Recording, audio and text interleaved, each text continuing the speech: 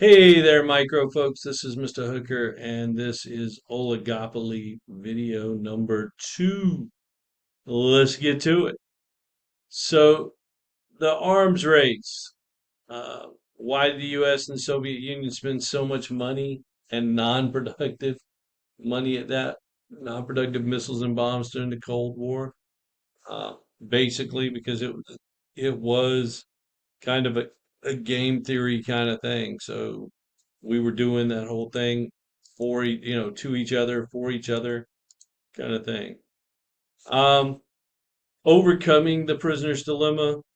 And in the Cold War, we kind of ended up in that non-cooperative right corner when we could have ended up in that top left. So kind of a bad deal for us both. Repeated interactions and tacit collusion. If you don't take the players who don't take the interdependence into account arrive at a Nash or non-cooperative equilibrium. But if the game is played repeatedly, you can engage in strategic behavior, sacrificing that short-run profit to influence that future behavior. So if you think about the real world and the idea of firms and profits, you're probably not going to play what we call a one-time game. You're going to play what they call a repeated game. You are going to go against this firm over and over and over. So the benefit is to actually play it like a repeated game. And the best strategy in a repeated game is what we call tit for tat. And that is a strategy of playing cooperatively at first and then doing whatever the other player did the previous period in the next period. And what that does is it keeps people in line because it basically tells them, like, look, Jack, if you gonna cheat, I'm gonna cheat on you next. So you better stay in line. And so there's a lot of different strategies. That's the most popular and that's the best strategy. You've also got the angel strategy, the devil strategy, the golden rule strategy, do unto others as you would have them do unto you, the modified golden rule strategy, do unto others before they do unto you. Um, the do good until they do bad. So like, you're always doing good until somebody cheats you, and then you're going to go bad on them the rest of the way. So that kind of thing. So it's kind of crazy how that works. Um, Repeated interactions can kind of support collusion. Here's that same Hitachi and Bridgestone piece. So basically, we ended up at the 160 bottom right corner. But what happens if we are going to go over and over? If we're repeating this game, period two, what happens is um, we're going to end up in the top left. So we're going to go tit for tat. We are going to end up in the top left corner, tit for tat, and end up at 180, 180. So in a repeated game, instead of ending up in the always cheat, they now call that tit for tat and always cheat. Um, so instead of ending up in that bottom right, we're ending up in the top left, and everybody makes 180, which is a much better outcome. The Dark Knight is a great econ movie thing to explain this and explain how to read payoff matrices. So the ups and downs of the oil cartel from a little before 1950 on to 2020, a number of different things that happened there. You've got the Yom Kippur War and Arab oil embargo, the Iranian Revolution, 10% quota increase there, the Gulf War. Uh,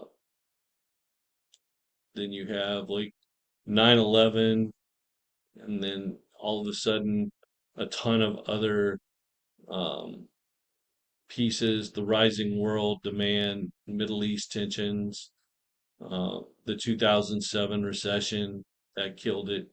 Um, and that you can see where, like, once that kicked in, demand took a drop. Um, Russia invades the Ukraine.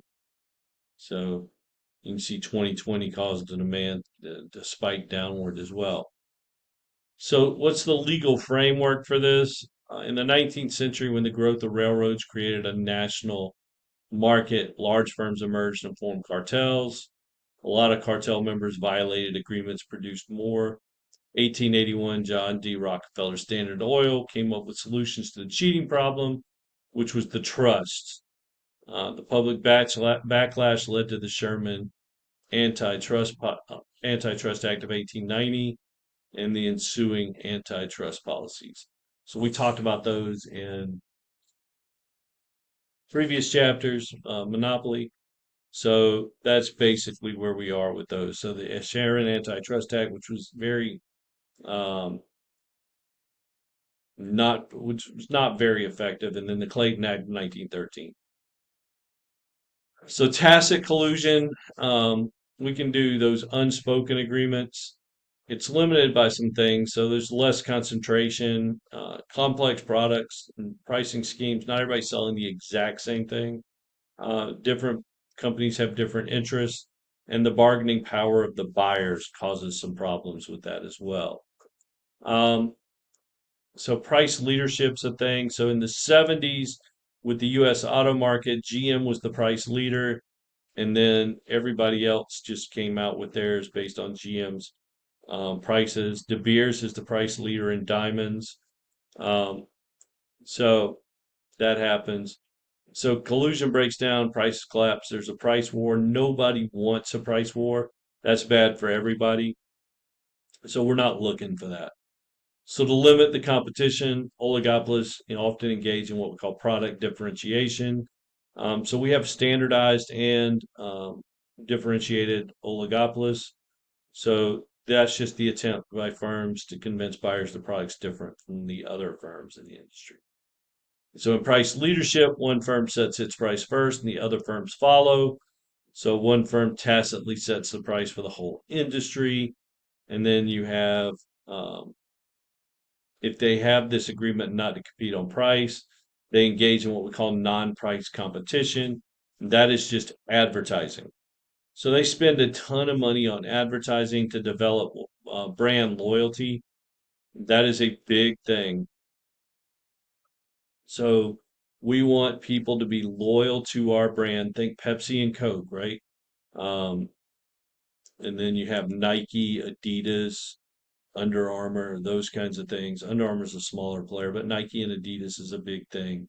And then you have some other oligopolies that are just massive. Ford and Chevy, Toyota now with that, and you know, Nissan is in that. All of these different ones. But right now, like five of the largest brands are all uh, tech brands, so it's not the same as it used to be. So how important is this? Given the prevalence of oligopoly, the analysis of perfect competition is still useful. Um, and that's yeah. So even though many markets are oligopolistic, limits to collusion keep the prices close to marginal costs, and the markets behave almost as if they were perfectly competitive, but not quite.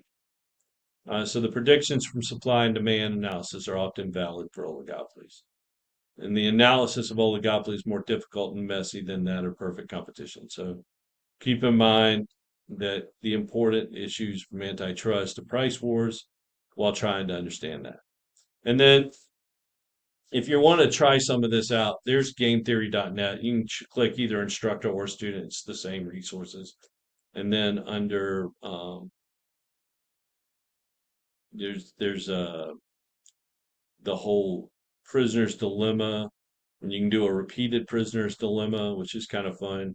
So you got 5 firms, 25 rounds each, and then mixed strategy games. Um, there's a quack game, and then under random stuff, there under the random ones, there's a Monty Hall game, which is good.